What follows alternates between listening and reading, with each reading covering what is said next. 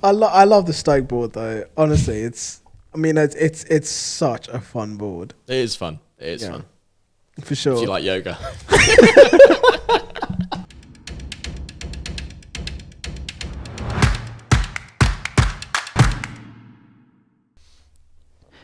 Welcome back, everybody. I was going to say, I know you was. no, if welcome back, everybody. This is podcast episode season 2, episode 7. It's just a podcast. Do we not have a name? That's Average Eskate podcast. Okay, thank you. Welcome back to Average Eskate Reviews podcast, season 2, episode 7. Episode 7. So today's guest, we have got the lovely Andrew. What's up, everyone? That sounded so formal. First of all, it was formal, wasn't it? Yeah, we don't do formal here. Like, first of all, this is the first physical guest we've had on the podcast set, so thank you for joining us, Andrew, all the way from central London. Thanks for having me. It's a privilege. No worries, mate, no worries.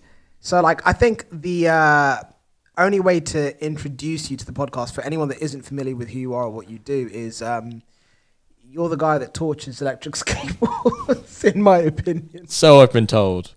I've not seen anyone that rides like this dude. If you remember from previous episodes where we've been talking about that guy that just annihilates. Yeah, absolutely, just annihilates the board. I want to call you the Tokyo Drift of skateboards. Yeah, he's the Han of skateboards.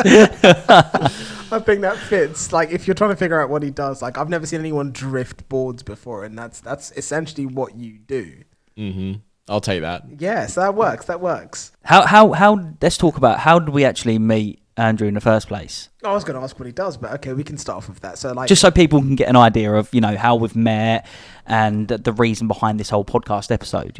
That's fair. So, the first time we went to the new Evolved store in London, because Evolved were based, I think it was Dartford, and then they moved to the Olympic Park. So, we've spoken to the team before. Like Matt, we'd spoken to him a bunch of times before, and we'd always said that we'd try and organise a day that we could get together and actually meet them, because obviously we're massive Evolve fanboys, as you guys like to tell us.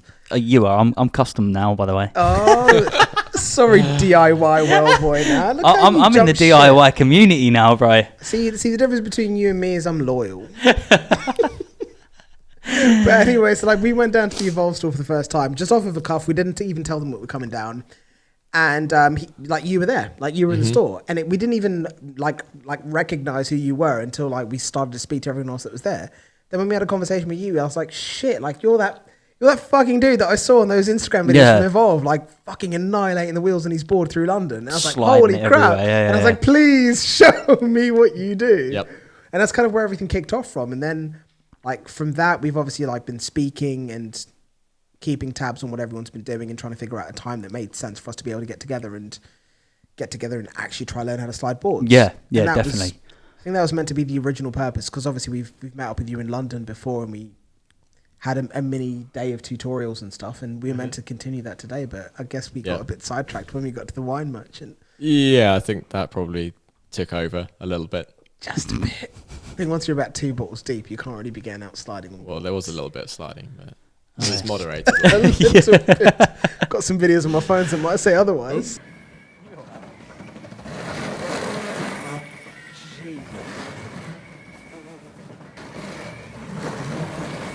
Holy shit! Oh, Okay, yeah.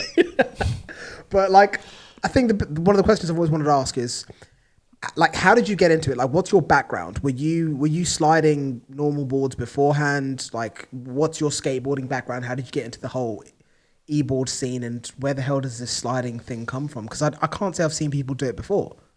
So when I was younger, between say 10 to 16, I was quite an avid normal skateboarder. So did lots of normal skateboarding, and I just stopped cold for 10 years because other things kind of took over from that, just work, girls, etc. So other things took priority, and I just stopped.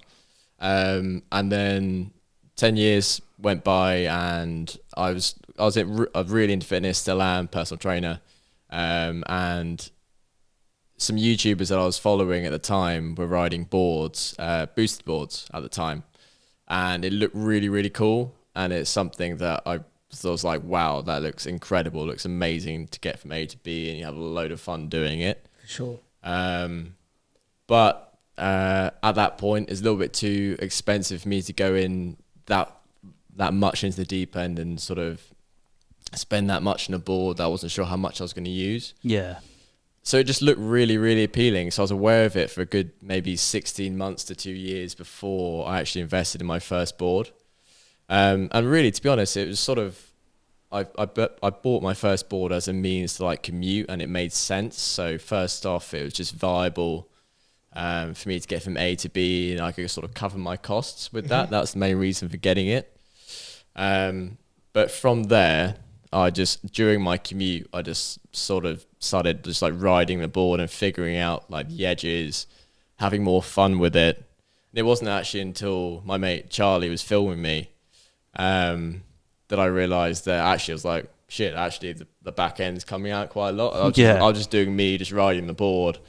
And I thought, okay, that looks kind of cool. I'm just going to kind of double down on that and start pushing the limits a little bit, seeing what I can do with it. And then my love for skateboarding just sort of came really back in full flow. I felt like the same sort of thing as I did as I was a kid with my normal skateboard, like that love of progression, really feeling that drive to do better on it. And then I just found myself going out, and during my commute between my home and personal training sessions, I'd be just sliding the shit out of this board and just trying to figure out what I could do with it and what limits I could push with it. I just loved it. I have so much fun with it then. I still have loads of fun with it now. So yeah, it's really just sort of stemmed from the background I had with skating. I've always been quite progressively minded with anything I've taken on, quite obsessive with it, wanting to make it, my own kind of thing, my own kind of genre, and just like pushing the limits with that, and just having fun with it. And as a byproduct of that, I've kind of figured out what these boards can really do. What was the first board that you ever brought?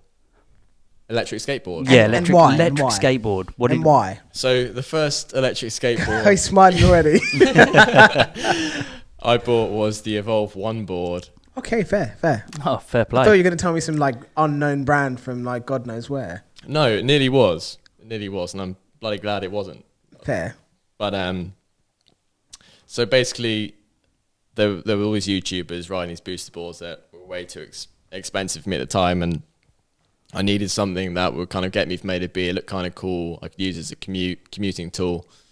And I was looking at a lot of like the budget boards, but I was kind of thinking I'm very much aware of like what you pay for is what you generally get in life. So I didn't want to end up like spending like 300 quid That's fair. Yeah. Spending 300 quid on a board, which is going to break instantly. Yeah. And then I was just doing loads of research on YouTube, watching people ride boards. And I know at the time, boosted board was kind of like what I knew as like the kind of premium kind of thing. So I was kind of like benchmarking stuff across that. Yeah. And then I saw Evolve, and I saw this Evolve 1 board, which looked like the perfect breach between budget and premium, and had double kingpin trucks. And I saw a couple of reviews on YouTube of people just like carving the shit out of this board, and it looked really appealing to me. And also like the specs were kind of similar, so it's kind of doing the same top speed as like the boosted board. So I was thinking, I'm going to push my budget, go for that, and see how I go. And I'm really glad I did. Yeah. Really glad I did. I broke it all the time. Got upgraded pretty quickly. Yeah. But yeah, it was a Was good that just board. like a single motor board? That Yeah, a single motor. single motor, like a penny shaped deck. Yeah. Yeah. So it was like, I'm not sure the official name of the deck is, but it's like, I'm going to draw it for you. With Like my a fish hands. without the tail. Kind of. Yeah. What was it called? I'll see if I can find it. Was it the Evolve? Evolve 1 board. I've actually since converted that just into a normal longboard. So I stripped the battery and the motor off. Yeah. So I use that as like a kick push longboard, and it works really well for that. This guy. There we go. Yeah, exactly. Oh dear, look at that. What was the price of that back in the day when you brought it? If you can remember. I think it was like 850 or something. Look Something at like that. Yeah, You can see the motor there. It's just a single motor board. It's a really nice board. It's a nice deck. It's a beautiful board. Look at those tiny little wheels though, dude. Yeah, dude, like London, central London roads, Yeah, they must be shocking. so rattly. Jeez. But yeah, a lot of fun in that. Yeah, Look it's at a little that. kick. It's almost like the Stoke. Stokes baby or something It like that. looks, You know. Yeah. It looks like the Stoke evolved. Like the Stoke went to the gym and like. And bulked another up. question: what is your thought on double kingpin trucks? Because Versus standard. The whole community out there, everybody that a lot of reviewers that do these boards and that, they don't seem to like double kingpin trucks. And like we can't not have a board with double kingpin trucks now. Realistically, can we? Nope. No. Oh, he's listening. I thought he was on his phone then. No, I was. I'm not gonna lie. I was shamefully trying to Instagram this mid podcast, but Instagram whore. I'm sorry, guys. Yeah. But no. I'm with you on that. It's the same thing. I was tracking you, Ricky. Don't you worry. Okay. Like 100%. Like I get on any board, and this is what makes. It's why like I think I can't remember. I think it was the Flex overview that we did when we were discussing how I had to jump back onto the Boost Stealth and rip around with that for quite some time before I even touched the Stealth for the Flex, X-Way Flex for the first time, because I wanted to kind of like reset myself and make myself. Sorry, Instagram.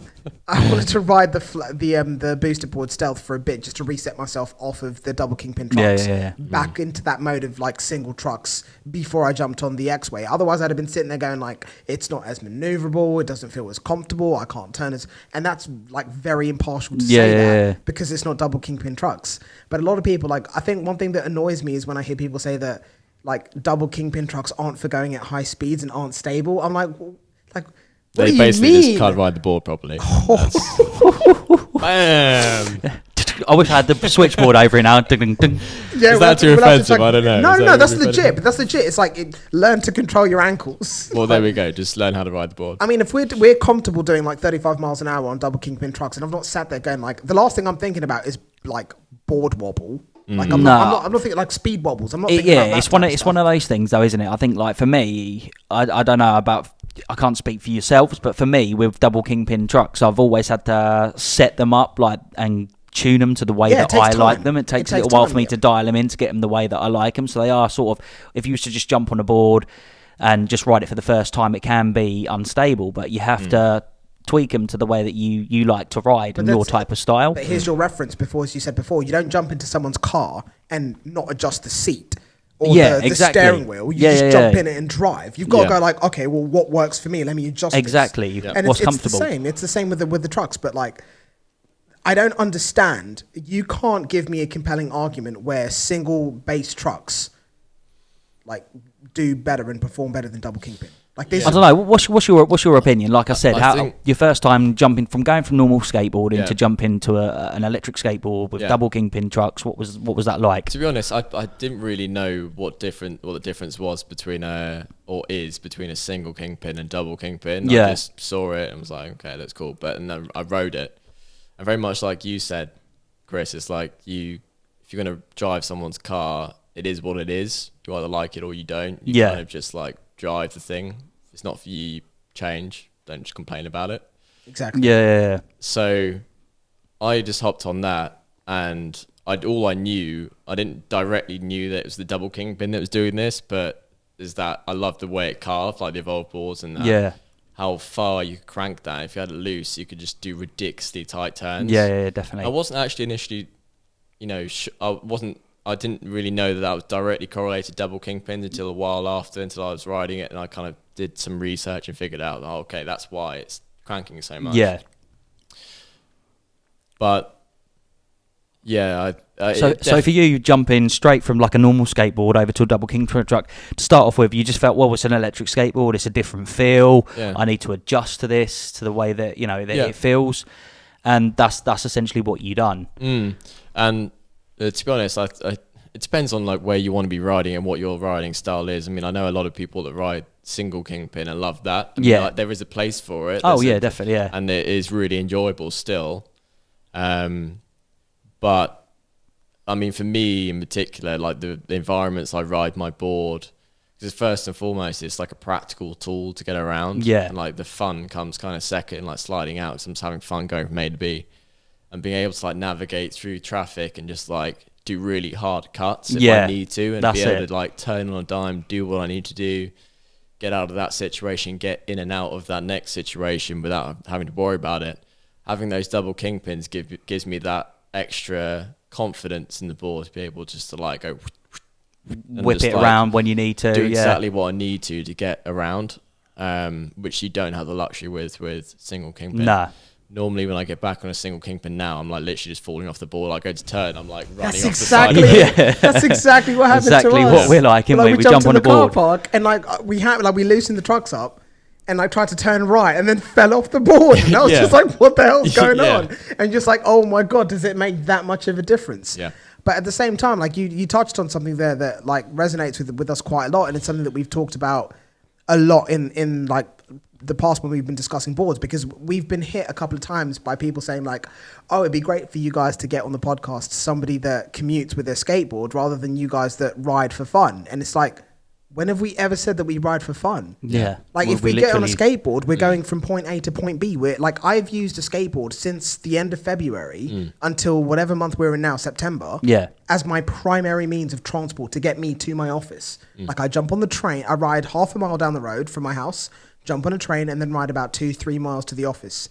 And that's like a basic ride. If we go out for lunch, we're riding from the office 2-3 miles to lunch, 2-3 miles back, 2-3 miles back to the train station, half a mile back off of the train to my house. Yeah. So that's a day-to-day, like that's Monday, Tuesday, Wednesday, Thursday. So for someone to say like we're not commuting on boards and we do it for like, no, we don't. Like we don't just go there. Oh, let's go to that car park and just ride around that for a couple of hours for some fun or something like that. It's like, oh, we need to pop into town to grab something or something. I can't. We'll just take the boards. Yeah, it's like easier. If me and Ricky jump on a skateboard, we're either shooting a video or going from point A to point B to do something. Yeah. Not just because we're going on a skateboard for the sake of it. So like, I think that definitely alters the type of board that you have and the way that you ride, depending on why you're getting a board in the first place. Like grabbing a board for fun versus grabbing a board to be your day-to-day, like there's a big difference in what you need for that board. Because if it's for fun, if it breaks down and you're out, it's like, okay, I'll get a taxi home, so what? Yeah. But if I'm trying to get to work and that board stops working, that's a big deal. Yeah. Like I need to be able to either try and repair it on the side of the road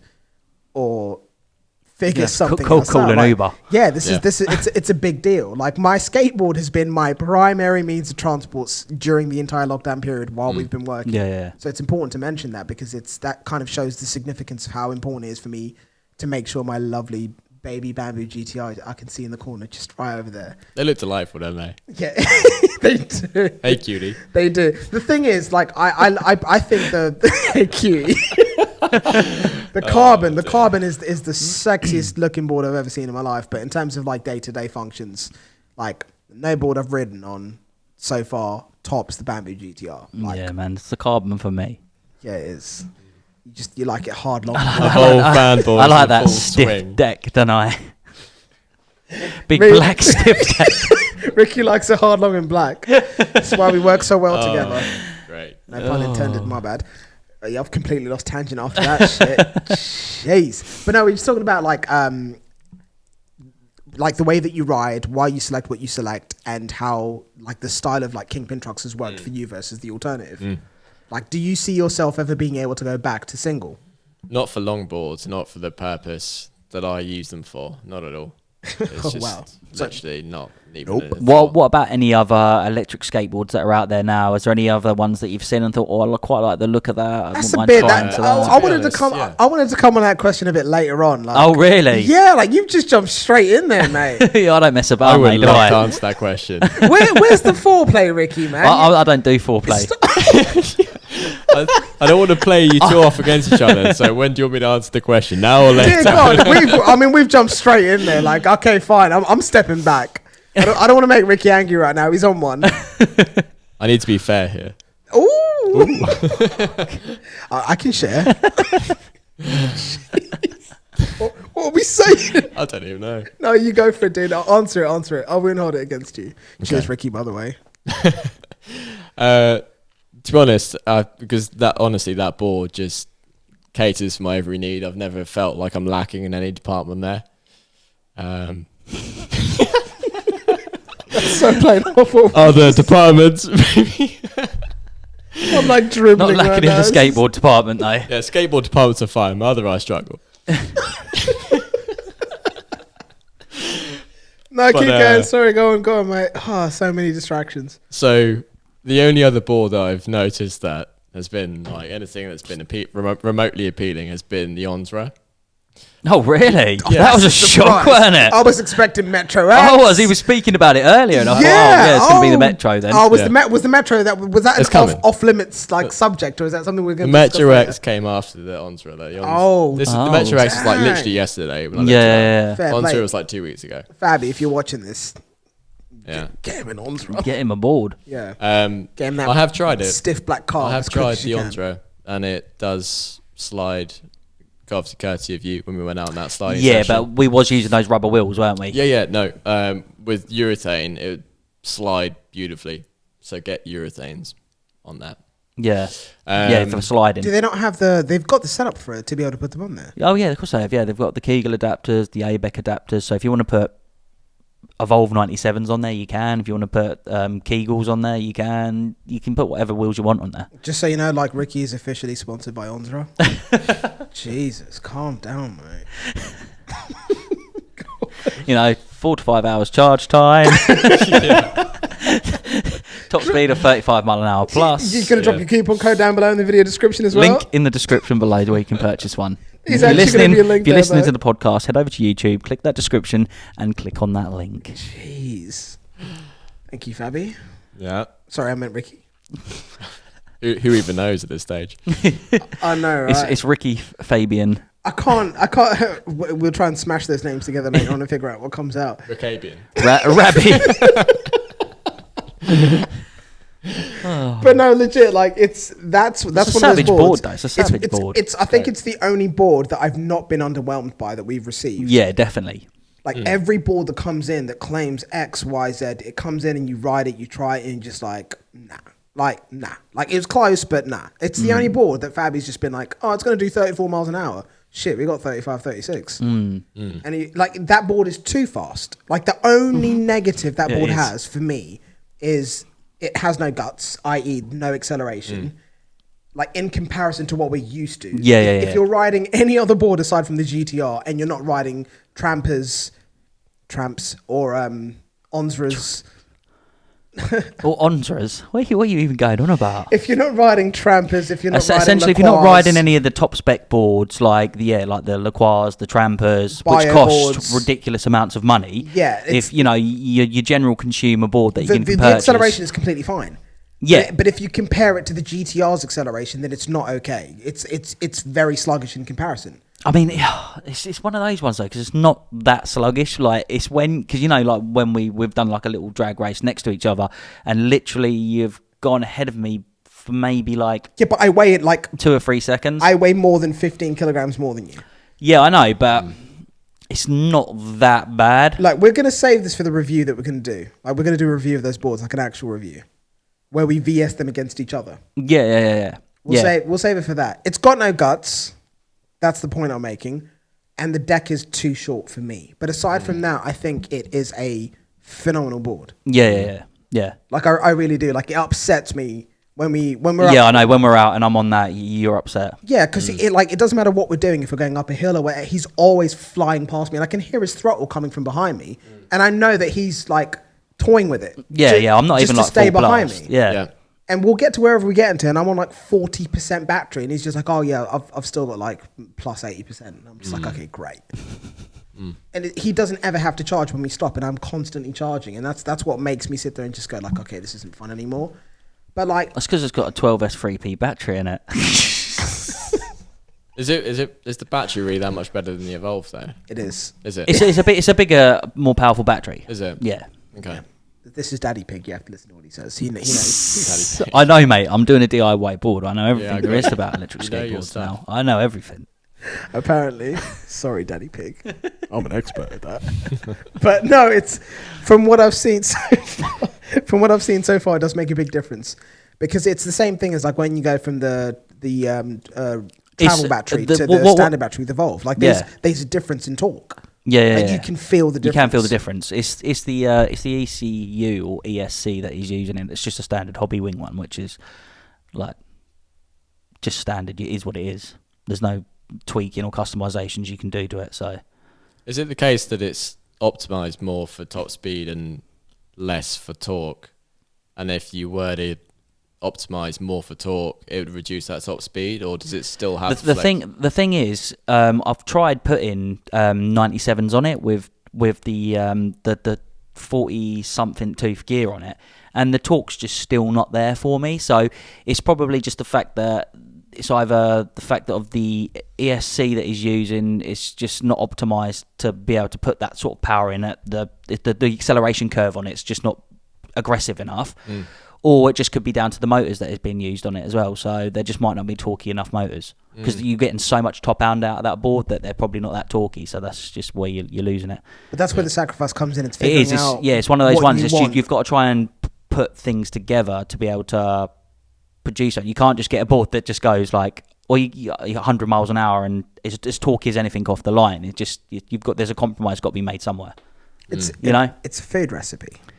Yeah. All the ingredients have to go together. A mango mix. There you go. And that's the issue. It's trying to find a balance of everything that gives you something that's not only predictable, but it's consistent. Sure. Because, getting great top end is amazing, but if it's not always consistent, then that's not what you want. Nah. Yeah. You want it to be consistent. You want it to be reliable. You want the parts to be able to be serviced and repaired easily, but at the same time, you still want to get the performance that you want out of it. And all of that is what takes time and preparation to figure out. And it's only now that we're trying to pick up on that, because a lot of people will sit there and just go listen to this now, go DIY. Not everyone wants to. The last thing I could think of that would be I don't like changing belts and gears, for crying out loud. Yeah, I know you're saying. Do you really think I want to build my own board? I don't want to change the oil on my car. I call the AA if I get a flat tire and I'm like, come change this shit. I don't want to do that type of stuff. So I'm not the type of guy that's just watch me go build my own board for half the price. I don't care. I'd rather walk into a store and buy something that does everything I wanted to do and then leave. And then that does everything I needed to do. Yeah. Sure. I'm the Apple guy, not the Android guy. Yeah. I don't want to go fucking spec it out at home. I ain't got time for that shit. I'll have a crack on the Apple, but I'm an Android guy as well. Yeah, but it's Android's because alright, mate. he's greedy. That's what the point is. What were you going to say? I was about to say Android's okay. No, don't. That's what I was going to say. Every time I think you're cool as shit, you say something that makes me just get upset. Damn it, man. Yeah. What's wrong with Android, man? Everything. Just everything. I was going to say something there. I'm going to hold my tongue so hard. I'll cut this out, but I was going to say Android is like group riding. Oh, dear. Are we going down that avenue? We're going down that avenue. Oh, God damn it. I don't want to become the daddy pig of that shit, man. Definitely not. That's the new expression now. We're going to make that's that the danger zone. Yeah, man. That's Red the tape danger zone. Red taping that. We'll go back on the record now. So aside from the Onzra, what else? What other benefits of that board kind of got your attention? Yeah. So I actually like the length of that board. If you're sliding and drifting, generally having a narrow wheelbase and a shorter deck will actually serve you pretty well. Yeah. So you can stay on top of the wheels and your weight's better distributed. So it's more predictable, your slides. The longer you go, from what I found anyway, is that it gets a little bit harder. The weight's more evenly spread out forwards and backwards. So you can get a little bit less predictable. Yeah. I suppose it's the longer the board, the more leverage you've got. So yeah. You can easily, I suppose you can once the back end sort of goes, it's sort of gone then. Yeah. Whereas the Ondra being a little bit short, you've got a little bit more control under your feet there. Yeah. And if you lose it, you can bring it back a little bit easier. Yeah. And what I actually find the struggle is with, it's not the struggle, but it's something I have to keep on top of more with the Evolved GTR because the additional length with just sliding and drifting. This is unique just to that aspect of it is tend to lose that front end right a bit. I feel because of that extra length, I have to kind of really cater for that. Yeah. Whereas on the GTX, which is the old GTR, the version before, was it a little bit shorter, which I think is pretty comparable with the Ontra in right. terms of the length. Yeah. I never had that problem. I mean, I'd be, you could literally just fling it wherever you wanted. I'd never really had to think about losing the front end, but now it's something I have to kind of think about. But it's very, very small drawback. That's one thing, one minute thing, considering how much better that board is than the Yeah. GTX. So it's something that I'm, very prepared to overlook. For the What greater picture. type of wheels would you recommend for sliding on? Honestly, questions, mate. He's hammering away. Like, he's on it. Jeez. great questions, man. Love it. Yeah, honestly, I'm sat here going, like, I'm just going to, like, have a little drink and sit back. Like, put my mic away and keep going. So I'd actually say the smaller wheels are probably better. The 83, I think it's the 85 millimeter Kekwamas. So, like them ones up there? Yeah, exactly. The purple ones. Those are the ones I used to rock on the GTX. Yeah.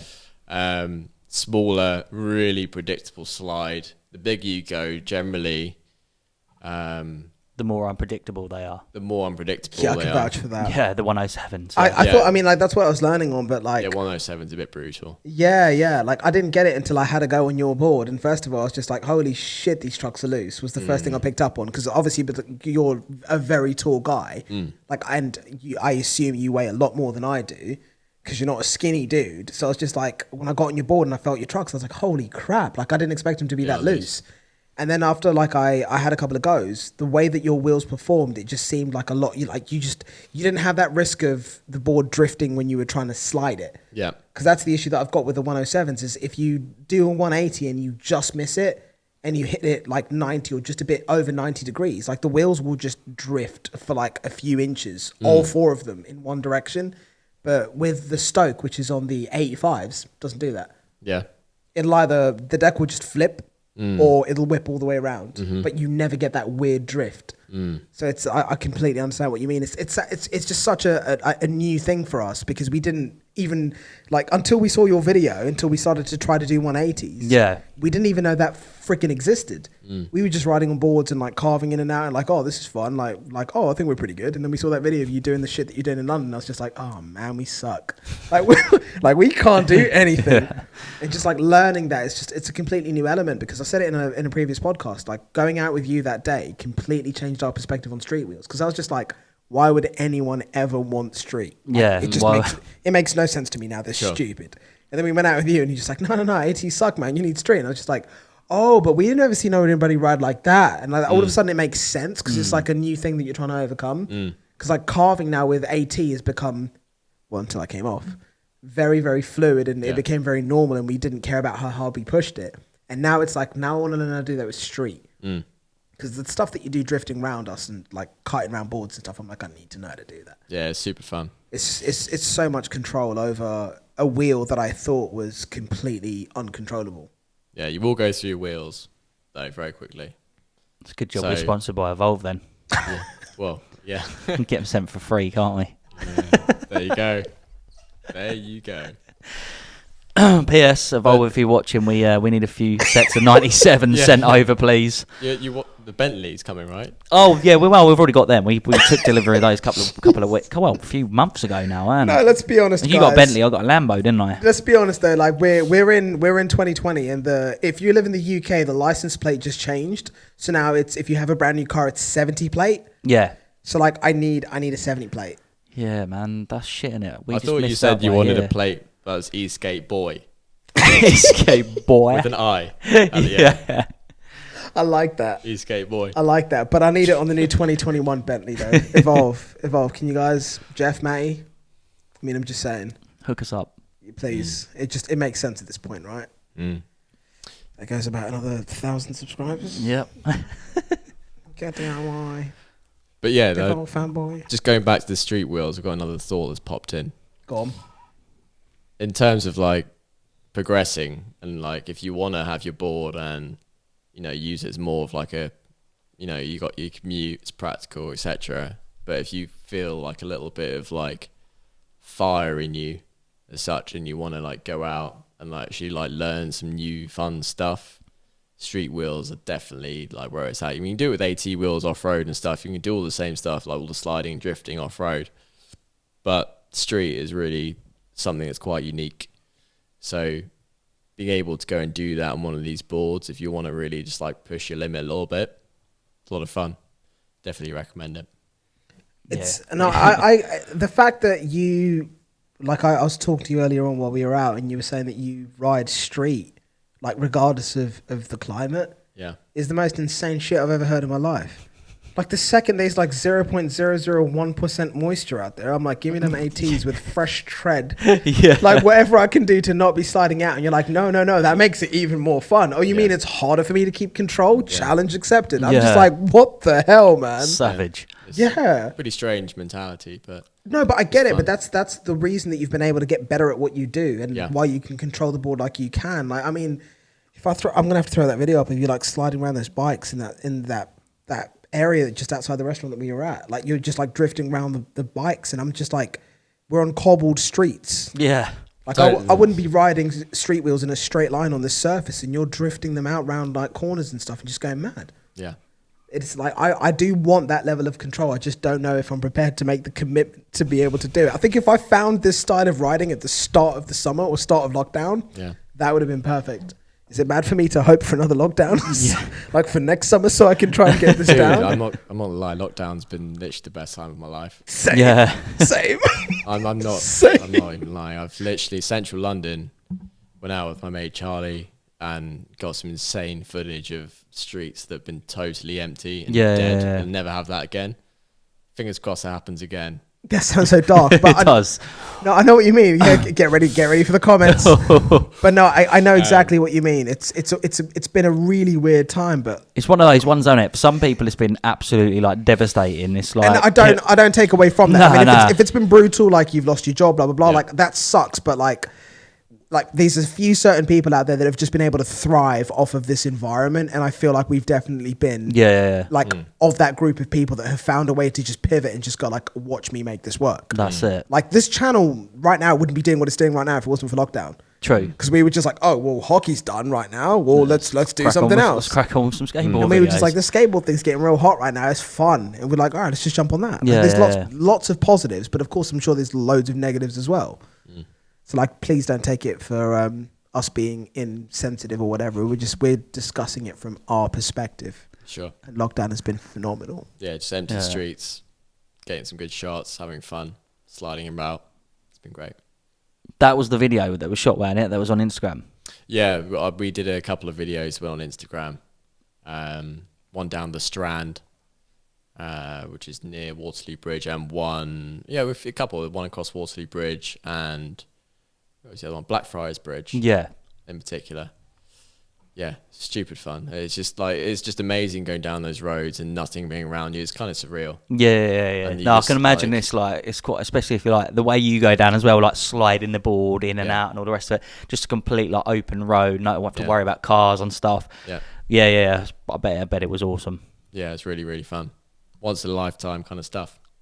No, I agree. Because it's been the same for us. Like when we were ripping around Cambridge, like we'd go around the same routes that we've done now, except there was 0 people and 0 cars, 0 buses. Yeah. Like we were in central Cambridge midday, Yeah. like absolutely carving through the streets, just going like, this is weird. Like everything's closed, no one was around. And that's been the unique thing, like we discussed earlier on about like this whole Eskate thing. It's like, even if you're isolated, you can't make contact with people, like you could still meet like at least 1 or 2 people and just go for a shred. Exactly. Like you're not sat there breathing the same air, like you're miles away from each other doing what you're doing. Yeah, exactly. Yeah, to be fair, I went out on my Carbon GTR. That's when I learned to slide 180 slide my AT wheels. What, I was in lockdown. I was like, I have nothing to do. I'm bored at home. Right, I'm going to cut on my board. Just go up to the park with a smooth bit of tarmac and just keep practicing to try and get that 180 down on my board. Yeah, and you got it on AT wheels. Yeah. Which is probably the worst way you should be learning. Yeah, probably. You should start soft and then work your way up. But you just like, nope, let's do it with these. But that's why you can slide it like 180 anything now. Yeah. Because you started on the hard one. Yeah. Learning that on AT wheels, mate, it's pretty difficult, man. Like you have to really like. You have to get some. Yeah. You have to get some speed up and really whip it round as well. I don't have the balls for that. And it just goes. Yeah, but this is the problem. Like, I started learning on grass though. That's the way I learned myself. So I was riding on the grass and then just trying to get the 180 on the grass first. Yeah. And then once I'd got it down on the grass, I was like, right, well, let's go into the tarmac now. Yeah. Get it down on there. So that's the way that I learnt to 180 my Carbon GTR. Boom. What a tear to my eye, that story. It's beautiful. I'm glad you liked it. Got real creepy real quick. All right, let's swiftly move on from that. But yeah, back on the notion of the boards that have caught your attention. So when you're looking for a board, like, is there like a checklist that you have in your head about what you're like? This is what I look for. This is what I want. This is what I don't want. And on top of that, just to make the question or the conversation a little bit more complex for you, just to annoy you, is which are the companies that you've seen out there making boards that you're just like, nope, I'm gonna stay well away from that. Got you. Good question. If I'm perfectly honest, I'm not actually looking because, like I mentioned before, that board generally, the Evolved GTR, does cater for my every need. I'm never riding that thinking, oh, I'm limited. I wish I could do this, wish I could do that. Oh, there's this other board on the market that looks really appealing and it can do this other thing that I want to do, because I don't have that feeling at all. Should I just jump in and just be like, go for it. Thanks for Evolve for sponsoring this episode of I'm joking, guys. Like, legit. No, keep going. Because that's exactly what people do. Oh, this is so sponsored. It's really not. It's not. It's purely independent. Sponsored. So sponsored. Yeah, I've got a Bentley from the No, bigger. Sorry, keep going. So, like, when you're riding your board, you're not thinking about this is like the board I'm riding until this next thing comes out. It does exactly what you needed to do. Yeah, I'm just not fussed or phased about the boards. I mean, I'm kind of aware of what's coming out. I keep an eye on things, but I just know like what the setup is that I need to be able to cater for what I want. Mm-hmm. And if you have something that caters for your every need, there's no real need to seek new things. I mean, there are different boards out there which cater for different needs. There's no board out there, I don't think, that I particularly don't want. I think what was one of your questions is like, what board was it that you want to stay away from? Mm-hmm. I don't know. I don't think I've tried enough boards to know. I never had a board which is actually like cut out on me, or, you know, actually, well, no. Okay, well, no, this is like user error and it's not being used to. I've ridden mellow boards. Good boards, like they have their own like niche. But user error, totally. It's like some used to Double Kingpin trucks. It will mess you up for a single Kingpin if they're loose. You just get wheel bite hard. And I remember one of the mellow events that they held the other summer at Stratford, Hackney Wick, just outside where the new Evolved skateboard shop is, actually on that front. There was like this little race, like egg and spoon kind of race, where you're going piss slow, and I was like, I'd walk this in my head. I'm like, walk this. But I just hopped on this. I came like dead last. Hopped on this board. I got wheel bite. Savage. It's like one of the worst falls I've had. And it was one of the slowest. I was going so slow. I was like, must have been 5 miles an hour, but because I had so much momentum going onto the board, I just flew straight off the front, like literally tumbled. And I was like, I was really banged up. And I was like, this is why I don't try any board apart from the one that I know I like. I wish the Evolve. And they're tiny as well, aren't they? Yeah, I mean, you can. It's mellows. You can. They're it's a universal kit. Yeah, so essentially, you just buy the direct, like the hub motor kit, and then put it onto any deck that you want. Yeah. But I think they do sell boards with decks on as well, don't they? You can pre-buy a board. Yeah, they do. There's quite a variety of boards they've got, but that was like user error. Totally, that was like me just not understanding limits on it, just jumping on it like I had double kingpins and just like wheel biting and falling off. So there's no boards, there's no brands I'd avoid as such. I appreciate, the angles other brands have and the boards they make for certain kind of people, but I know what I like, so I just stick to what I like. That's fair. But it's kind of like us though, and that's why we get so much crap for it, and people don't seem to understand. Like, yeah, I know there's these boards out there that are more powerful and have more range, but I don't care. I don't need that. Yeah, if the board does what you need it to do at the end of the day, then... Yeah, I don't need a board that does 50 miles of range. I don't need that. 14 miles of range is more than enough for me, because guess what? After I've done 10 miles, I want food, I want a drink. Yeah. That's how my rides go. I don't want to do 30 miles and then do another 30 miles without stopping. If that's for you, that's cool. That's not for me. No, the only thing that's nice about that is just the fact that when you do stop, then you don't have to necessarily charge, do you? I also like a board I can carry with one hand. Yeah, yeah, because they can be quite heavy, can't they? It's called practicality. True. Commuting. True. Yeah, just saying. DIY weirdos. I'm joking. I can't even say that. You'll be jealous. Just you wait. Yeah, I know I will be, and then I'll beg you to make one for me. I'm really excited to see the board that you make. Yeah, no, it'll be good. It'll be good. It'll It'll cater for all the needs that I need anyway. Cater for what I need. Yeah. So I'm looking forward to building something. Doesn't know what he needs. That's the problem. You don't know what you need. I just need something that's good. Yeah. What's that mean? Is the Evolved board not good? No, I love my Evolve board. I really do. But it's just, I don't know. There's just something missing for me. Just need more. I need more. I need like an Evolve but on steroids.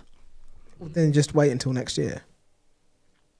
Yeah, well, it's not next year. I'm not. Wait, wait. I can't even say that because then that's me assuming that a board's coming out next year. Well, whenever they drop their next board. So you need an Evolve board with. You need an Evolve board with steroids. I need something to tick me over until they bring out a new board. Okay, Mm. that's fair. Yeah, fill that void, that empty hole in my heart. Oh God, that's deep. That's the only way Ricky goes. Anyway, swiftly moving on. Right. That's when you meant to fire back with a question. All right. Have I got to do all the questions tonight? Well, no, I've fired loads at him. Am I the question man tonight? Yeah, you are.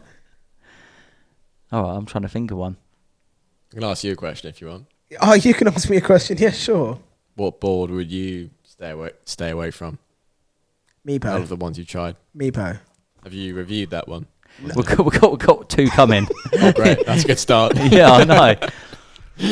Are you trying to tell me they've not seen the podcast? How many times have we referred to the name Meepo as a swear word on the podcast? No, I mean, at the end of the day, I think this smart business plan, what they've come up with, because at the end of the day, they're not offering boards that are ridiculously expensive. They're coming at that sort of entry level, and when most people sort of get into electric skateboards, they're looking at a board and they're thinking, oh, £1,600 for an Evolved board, or £1,000 for that board. Jesus Christ, that's a lot of money. And then they'll be looking at the more cheaper ones, an entry level board. Buy one of those first, probably, and then if they like it and get into it, then they'll step it up to the next level. Yeah. But that's sort of like their entry level position to be in. So I think they've like marketed themselves and put themselves in the market quite smartly, really.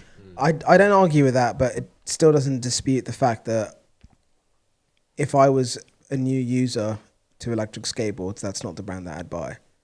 Well, everybody's different. And it's not about being different, it's about customer service. When your Meepo board goes wrong, what do? Like, you have to ship that back to China? You have to. But at the end of the day, you have to do email triage with I'd them. say and probably describe like what's wrong. 99% of skateboard brands are from China, aren't they? Yeah, it's not about where they're from. It's You know where they what I'm have saying? customer service, though. Yeah, 99% of them do. This is my point. Show me to the UK Meepo service centre. Yeah, but when you're spending like 500-600 quid on a Meepo board, if it lasts you a year, then Sure. No, but this is It my is what point. it is, isn't it? It's don't buy a board for that price range and be angry about not getting customer service. Like, make that clear to people. I think you're well, buying yeah, no, one. that's a fair comment. If you are spending that type of money on a board, It comes back to what you said earlier on. You get what you pay for. Yeah. If you buy a Peugeot 206 and it goes wrong within a year of owning it, it's brand new. It's like, guess what? That sucks. But you bought a Peugeot 206. I like my Peugeot 206. Like, no, don't start. Don't start with me. You Like, got a Bentley now, so you're fine. yeah, yeah, You've and you upgraded. didn't, I've upgraded. and you didn't even pay for the Bentley.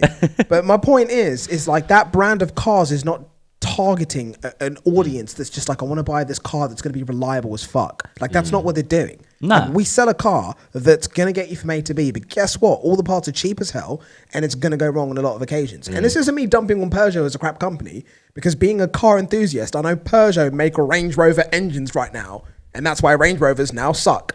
But that's a different argument. But what I'm saying is, like, you get what you pay for. Yeah, you do. Yeah. Yeah. Like, you buy an 9 iPhone. times out of 10, you do get what you buy pay an for. iPhone, guess what? It's super expensive, and it is a rip-off, guaranteed. But It's if it very goes overpriced. like, I bought this watch, and I bought this, and I was like, because I broke my last one, and I've got 14 days after using the watch on my wrist to walk into the Apple store and just be like, take it off. Can I get my money back, please? And then they're going to ask me any questions. They're going to be like, okay, it's not damaged. There's your money back. Yeah, you can do that Samsung as well.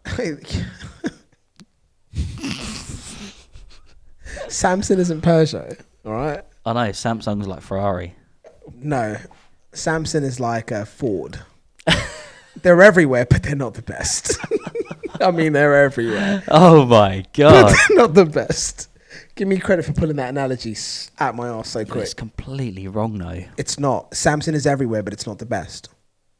Pretty good a majority of things. It is. And like, Ford cars are great. I love Mondeos. I love them. Fiestas, they're great too. This has gone off at such a tangent right now. I'm trying to keep up. Samsung make the best TVs out gone there, from the Meepo. best fridges. We've gone from The Meepo best to like phones. Samsung to like Ford. He's out here. Tim Peugeot. Cook is a crook. What? He's taking money from people and ripping them off. You're not. At least Meepo aren't ripping anybody off. Are they not? Are they not? No, probably not. You know what I think it is, though? I think it is pretty overwhelming. Say if you're a first-time buyer coming into Thank you for bringing us back. skateboarding. Someone had to. Every time I try to leave, something keeps pulling me back. It's Andrew. That's like creepy as hell. Oh, legend. I like the way that sounded. It did. So do I. So buying an electric skateboard, like getting into buying an electric skateboard for the first time can be quite daunting. Yeah, it's quite overwhelming. And I don't even know what I was going to make. I was going to make a very valid point. So you both shat all over it. I'm so sorry. No, it's all right. I've got it. It's coming back to my mind now. It's Go on, flooding back. So it's quite overwhelming when you first go into the market. So I think knowing like what is expensive and what isn't. No, I can't remember what the point I was going to make, actually. I was literally completely... All I know is I remember when looking at electric skateboards. It is overwhelming. Yeah, and you look at the prices, and I remember looking at the price of an Evolved board, and it was like 1,500-1,600 quid, and I was like, jeez, that's a lot of money. Yeah. Same with the boosted stealth. I was like, oh my God, that's a lot of money for a skateboard. Rip-off, 100% rip-off. Ridiculous amount of money. And then you look at like some of the brands like for 800 quid, and then they're sort of like showing you the same specs as what the 1,600 quid boards are like, and then you're like, oh well, yeah, maybe I'll go for that one then, because it's your first time board. You know you don't really know much about them, but yeah, it's overwhelming, and obviously the prices of electric skateboards can like vary quite a bit, can't they? I mean, and you've got the other monsters that are out there like 2.5. 3.5 grand. I think where the confusion lays is that we've done this so many times in so many episodes. Like, people don't understand the difference between the cost and the actual experience of riding. Yeah. The thing is, as well, right? There's so many different like communities. There's electric skateboarding, but then there's like different communities. Do you know what I'm saying? So you got a lot of some reviewers. They're the X way, primarily like around X way, and then you've got people like me and you and Andrew there that you people think we like Evolve, aren't we? So like anyone thinks of like average e-skate reviews are like, yeah, they're Evolve boys. Do you know what I'm saying? Yeah, but it's because it's out of everything that we've tried. It's the one that we've drawn to, and we're like, this does everything that we want it to do. So why would we go to anything else? But that's what I'm trying to say. It's that not favoritism. It can be confusing for people, because if they're watching YouTube and they're watching reviewers review boards. But here's the thing. Like, let me tell you guys a secret about YouTube. It doesn't matter what content you're watching. Guess what? Everyone's fucking biased. Everyone is a person, and they will have their preferences over whatever they like. It doesn't matter how much they express that. Everyone is biased. Oh yeah, of course. The notion of an unbiased review is absolute bullshit, because everyone is biased. Like, we are biased to Evolve because it fits, not because they're paying us or because they got us Bentleys. It's because that board, that company, does everything we want a board to be able to do, and it's why that we like them and we rate them so much. Until we find another company that's able to emulate exactly what we're getting and the experience that we're getting and everything that we're getting from that we're not going to shift. And this is what people don't seem to understand. And you have other, like, you know, Quan out there who is very clearly X-Way. Yeah. I don't hold that against him. I fucking love that dude's videos. Yeah. I genuinely love his videos. When he did that video about talking about skateboard decks and called them dicks and was like, stiff you loved dick. that one, didn't you? Like, I was wetting myself watching. It was like the geekiest shit ever, but I thought it was freaking hilarious and I loved it. But this is the point, like, everyone has the preferences that we slide into, and people don't seem to understand that. Oh, you're Evolve biased. Well, you're probably biased to a brand, and you're moaning about what we're biased against, or what we're biased to. I genuinely don't know what I would do if I had to review a Samsung and iPhone and only choose one. That's weird, though. No, because it just brought me back, though, because you were saying, obviously, everybody's biased, everybody's got their favourite. And I was just thinking, I've always got an iPhone and I've always got an Android phone. So I've always got a Samsung and an iPhone, and I love them. I've never seen you take back Samsungs as much as I've seen you take back... Rather, I've never seen you take back iPhones as much as I've seen you take back Samsungs. Because it doesn't... At that time, it's not doing what I need it to do. And then Samsung will bring another phone out, and I'm like, oh my God, yeah, that one. Yeah, because they bring one out every 4 months. No, but I mean, like, you know, the top spec phone. Okay, every 6 months. Once a year. 6 months. Yeah, well, I've lost track. All right. Just getting back to it. If I had to choose between one or the other, it'd be a very hard decision for me. That's all I'm saying. Yeah, but I still think you'd be able to make it. And this is the point that I don't think people seem to realize. Is that fair to say? Like, every reviewer is biased. Everyone's gonna have their own personal preferences. Yeah, of course. Like whether they're particularly vocal about what they prefer or not, everyone is biased to a degree. And like you said, yeah, I totally agree in that everyone has their needs. If the needs are met by one particular product, then they're obviously going to be biased towards that. But it's still fair to say that it's important to look at other aspects of what they're saying and don't look at that, what they're saying in that sentence outside of the context of everything else they've done with their content. Fair. Because generally, if you look through other videos or other content that creator's making, it's generally the case that they might have looked at that product from a different perspective and like positively reviewed other things that you might not have expected them to. So I think that's a big thing, especially online, is people take one thing you say and they look at that and like micro define what you've just said. Then it's like the defining your whole belief about a particular product. That's fair. Yeah. Experience. And I just think it's really important to make sure you look at everything before you come to that conclusion. That's definitely fair. I think that's definitely a valid point, because a lot of these other reviewers, regardless of if they're biased, the facts that they're giving you in terms of range, general performance, rideability, like how smooth it was, blah, blah, blah, like those points are still things that you can take on board, but you just need to take them on board with a pinch of salt, knowing that if it's one brand over another, if that caters to the way that they like to feel aboard. Like the fact that you're like, I spoke to you earlier on and I was like, oh, did you bring AT wheels with you? And you're like, no, street everywhere. I was just like, what? So like, if you were to do a review of AT wheels, it'd be very different to the way I do a review of AT, because it'd be very limiting for you. But for me, it's the complete opposite. Yeah.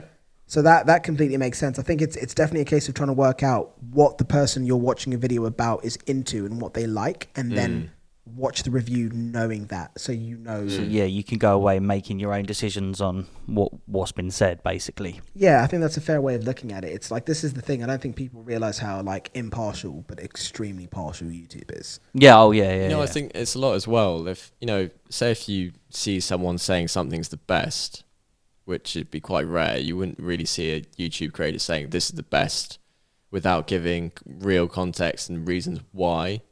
If you're not seeing the reasons why, then you should be skeptical as to why they're saying it's the best in the first place.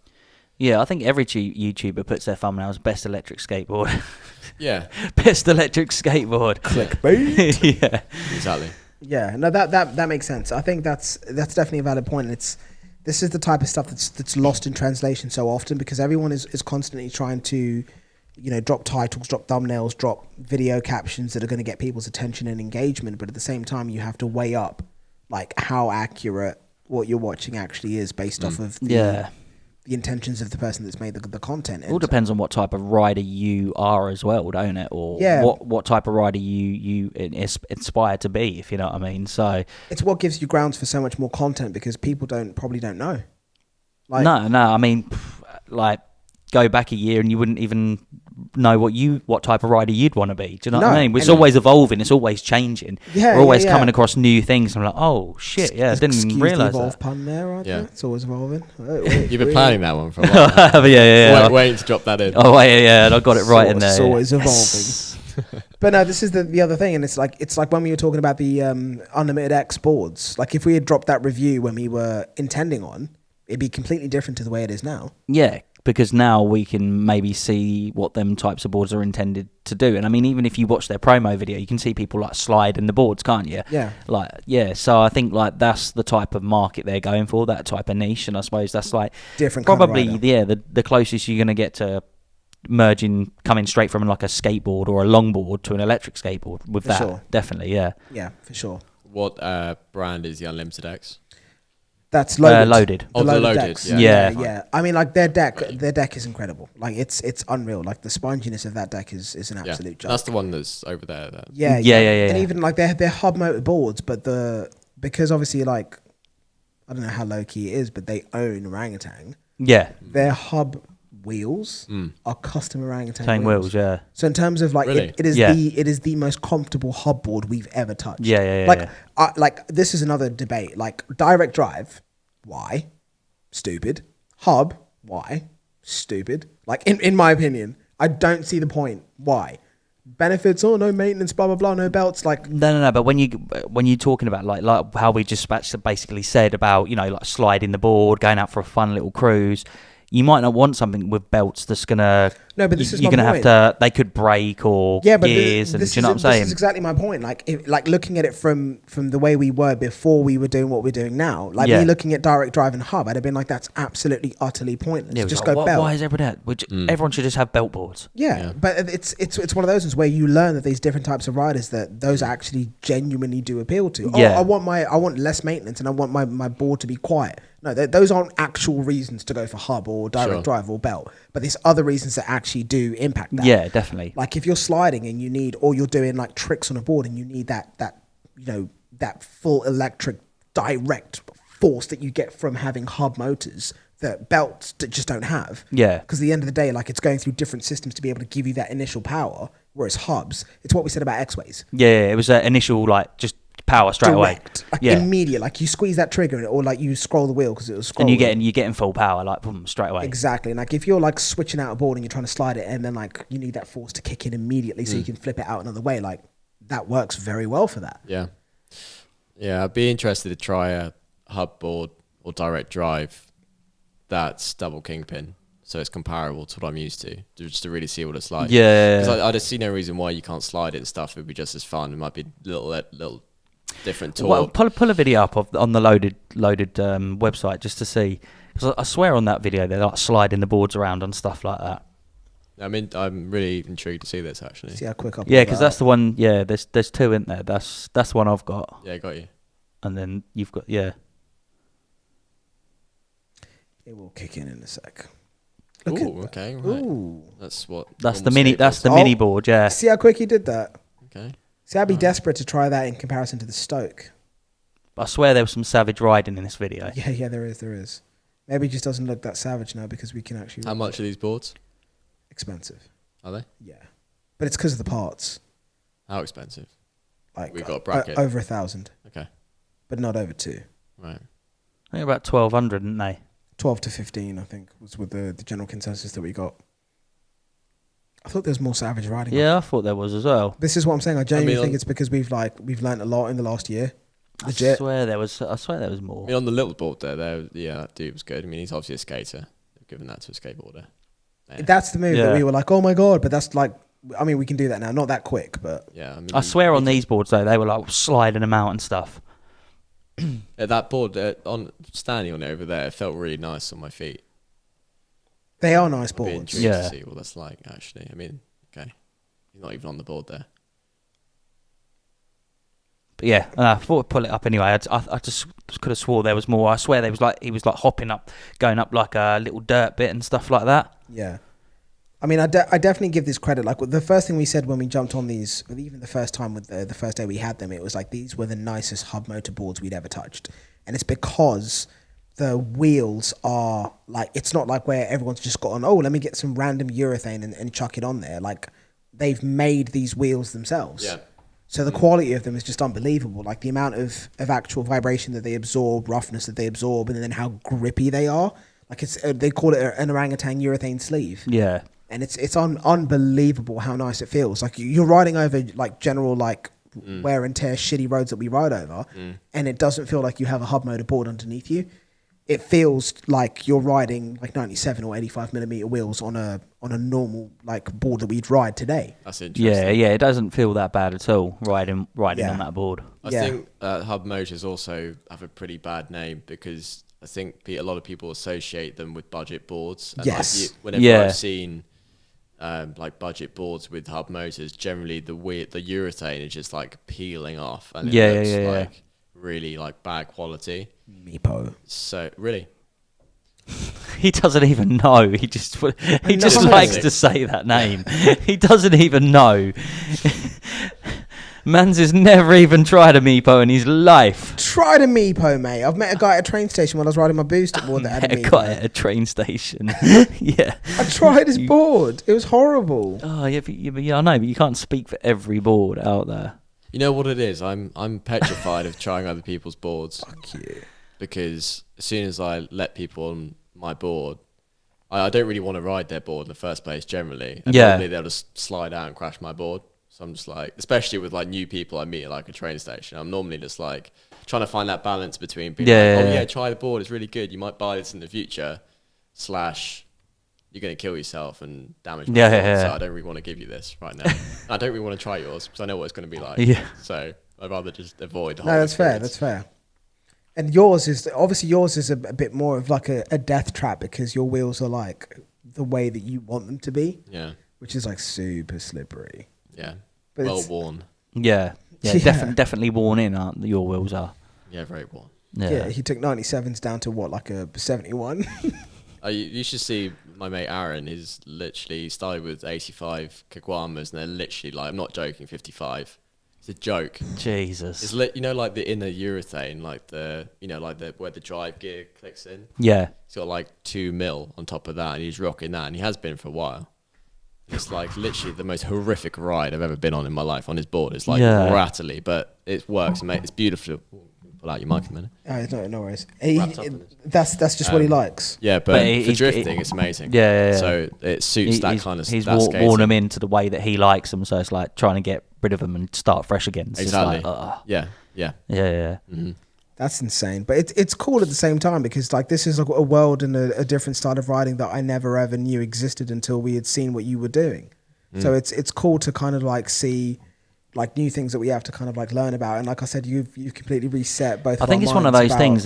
Street wheels. Even when you like watch videos online and stuff like that, you're like, oh yeah, that was really cool. But it doesn't like then you don't necessarily go out and start trying to slide, do you? But I think when you actually meet someone and actually see them slide in the board, then you're like, holy shit, yeah, that is dope.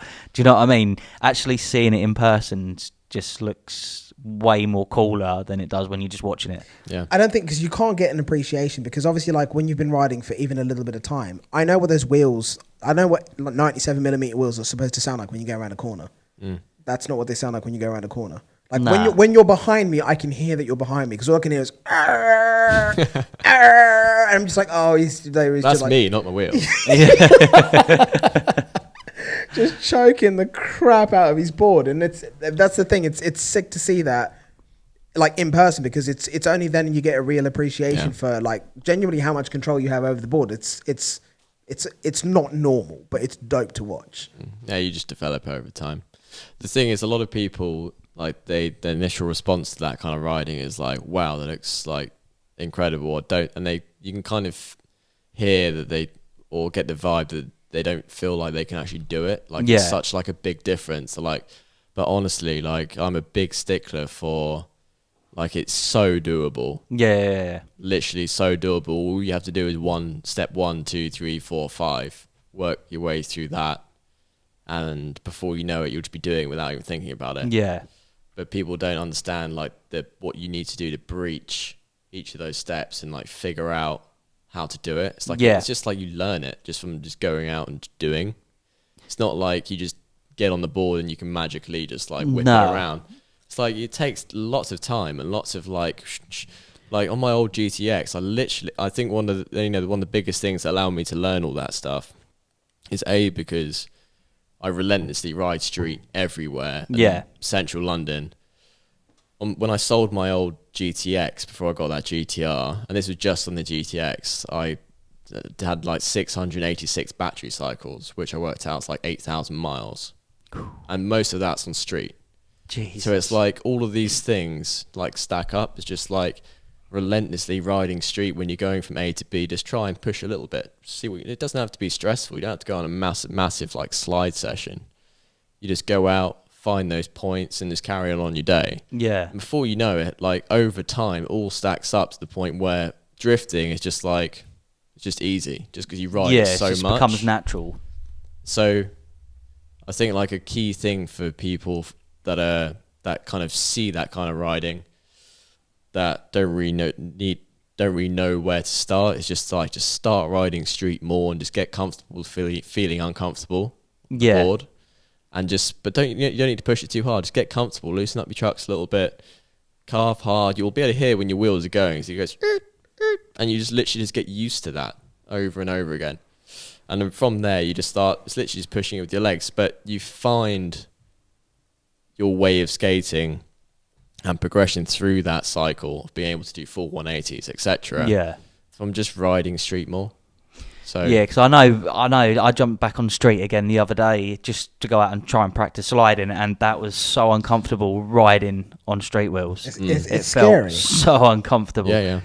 It just didn't feel nice at all. I mean, it's fun, like, once you're actually at the place where you're going to just, like, mess about, try and drift it and stuff is fun. But getting actually there. riding there to where I needed to go was horrible.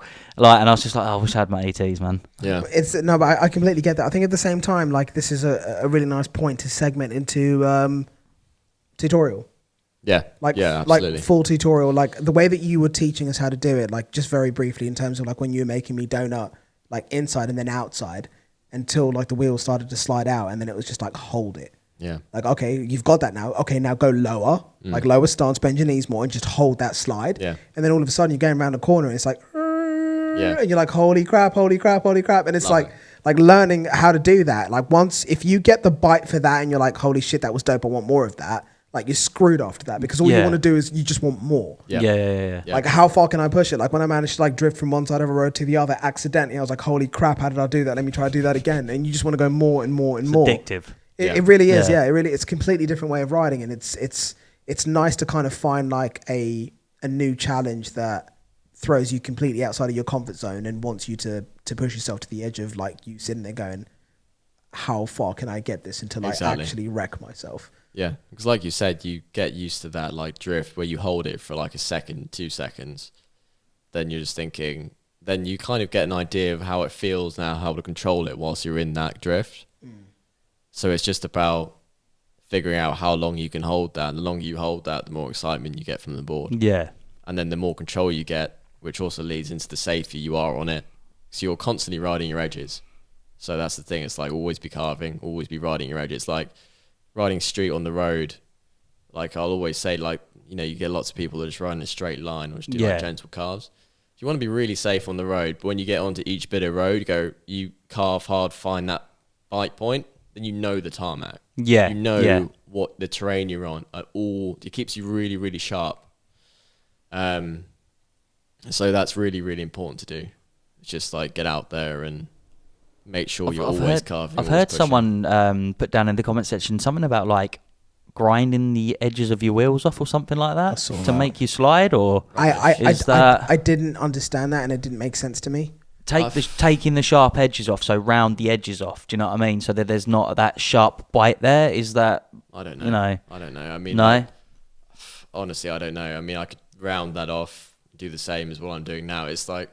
Have your wheel over time as your wheels sort of rounded off slightly, or they're still it's like completely like flat, but just wearing down? Yeah, just changes the diameter. Yeah. I don't think rounding them off is necessarily a good idea. I mean, if anything, the 107s are generally more rounded off than the other wheel. Yeah, and that's not a nice experience. No, it's not. I mean, things I haven't really been out drifting with 107s. Yeah, but I've been on boards with 107s on, and it's kind of been like, yeah, okay, this works, but it's not like the same feel. It's a bit heavy. It's unpredictable. Yeah. Yeah, that's the impression I got from going from 97s to 107s, and that's just like from a basic perspective because I don't know much about sliding. But it felt like 97s like was controllable, and you could predict how it was going to react. Like 107s, I couldn't do that. Yeah, a little bit too big. 85s are like next level, best drift wheels in my opinion. Yeah, really, really good. That's why the Stoke feels so nice to slide out. Probably, yeah. It's have you touched the Stoke? I have touched the Stoke. Like properly? With my finger. No, I have ridden it with my feet. Yeah. Oh God. I feel like I feel like I'd be offended with what you did to a Stoke board. If we gave you a Stoke board, I have been out on the Stoke board. But it is what it is. I mean, for me, like that board just suits every need. But you know, I'm not sure how I feel about that little mat on the back. Oh right, yeah. Little mat, little tour mat, little yoga mat. Might just pop out and do a downward dog on it. I don't know. I jest. I've been out on it, and I naturally try and ride it like I do with that. Yeah. I mean, having that, I preferred it to be totally gripped, and this is just like my own style of riding. You know, this is just the way I like. I like to ride it like I ride my GTR. But I appreciate it's a different board. It's for a different kind of way of riding and different style altogether, really. But yeah, I mean, you know, if I had it like, if it's fully gripped and so I could really rip it around like that, it's got an ultra short wheelbase, so it does turn, like does crank a lot, then it'd be ultra fun. I know I did have a lot of fun on it anyway, even with the mat, but obviously when you're like doing 4 slides, the little yoga mat, doing 4 slides, like, because you're pushing it with your feet, like your back foot does want to slide off that mat. I've wrecked plenty of shoes on that board. I mean, it's I still find it a lot of fun, but I never even thought, because what I could do is just rip the mat off, and then just grip it the whole way through, like have that like grip adhesive stuff the whole way through the board. I never even thought of doing that. I've been sat again, like my mat's wearing out. I need to replace it. Yeah, you could just pop them out on the side for your post cool down yoga session. Let us know in the comment section down below what you think of the mat. I love the Stoke board though. Honestly, it's such a fun board. It is fun. It is fun. For sure. If you like yoga. Oh dear. But no, I think this is probably a good spot to end this podcast, guys. This has been absolute dope one. It's been an absolute pleasure having you on here, man. Thank you so much for coming down. Yeah. I think we're definitely going to have to do another one of these because it sounds like we've got plenty more to talk about. I don't even, we could have gone on about. I don't even know what the time count on the podcast is, but I'm sure it's well over an hour at this point.